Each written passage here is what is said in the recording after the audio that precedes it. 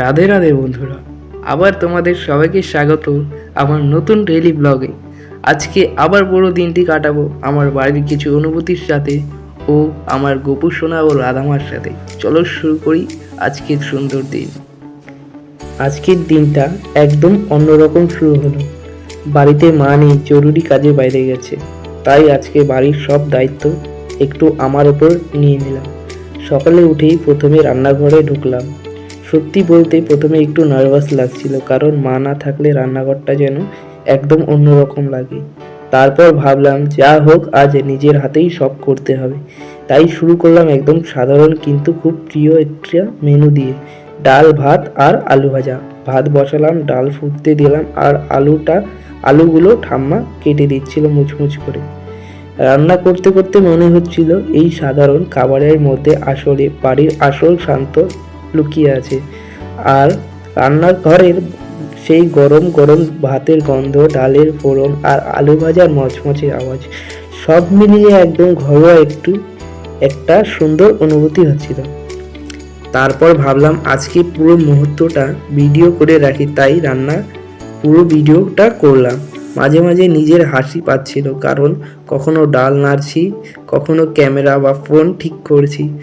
একদম একা একা পুরো ম্যানেজ করার চেষ্টা, কিন্তু মজাও লাগছিল ভীষণ। এরপর গপুদের দেখলাম, সে মা সকালেই সব কিছু গুছিয়ে করে গেছে। মা যাওয়ার আগে গপুদের স্নান করিয়ে সুন্দর করে ভোগ দিয়ে গেছে। তখন গপুদের দিকে তাকিয়ে বললাম, দেখো তোমাদের মা না থাকলেও তোমাদের জন্য সব রেডি করে গেছে। আর গপুদের মুখের এক্সপিরিয়েন্স দেখে আমার নিজেই হাসি পাচ্ছিল, মনে হচ্ছিল ও যেন সব বুঝতে পারছে। তারপর দুপুরবেলা আমি স্নান সেরে নিলাম। স্নান করার পর একটা অন্যরকম শান্তি লাগছিল। তারপর ছোট্ট করে গপুদের জন্য ভোগ সাজালাম। খুব বড় কিছু না, কিন্তু মন থেকে দিলাম। ভোগ দিতে গিয়ে আবার একটু হাসির মুহূর্ত তৈরি হলো, কারণ গপুদের দিকে তাকিয়ে বললাম, এতটুকু ভোগই কিন্তু আজকে ম্যানেজ করতে হবে, বেশি আবদার চলবে না। আর গপুদের নিয়ে তো হাস্যকর ঘটনা লেগেই থাকে।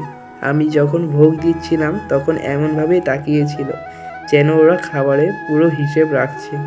মনে হচ্ছিল আজকে মেনু এত ছোট কেন। ওর এক্সপ্রেশনগুলো দেখে সত্যি হাসি চেপে রাখা মুশকিল ছিল। সব মিলিয়ে আজকের দিনটা খুব সাধারণ হলো, ভীষণ সুন্দর একটা অনুভূতি দিয়ে গেল।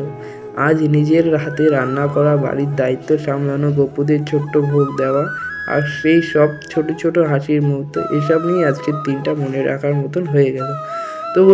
তো বন্ধুরা, ব্লগ এখানেই শেষ। আজকে গপু সোনাদের হাসি মুখ দেখে আমার পুরো দিনটা সুন্দর হয়ে গেল। সবাই ভালো থাকো, আবার দেখা হবে নতুন ব্লগে। রাধে রাধে।